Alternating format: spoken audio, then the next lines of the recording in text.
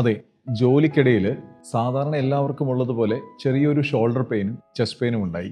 കൂടെ ജോലി ചെയ്യുന്ന ആളോട് പറഞ്ഞത് നമുക്ക് ഏതെങ്കിലും ഒരു ക്ലിനിക്കിൽ പോകാമെന്ന്.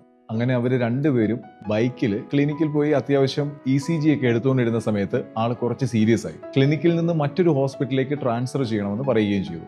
അങ്ങനെ ആംബുലൻസ് വന്നു.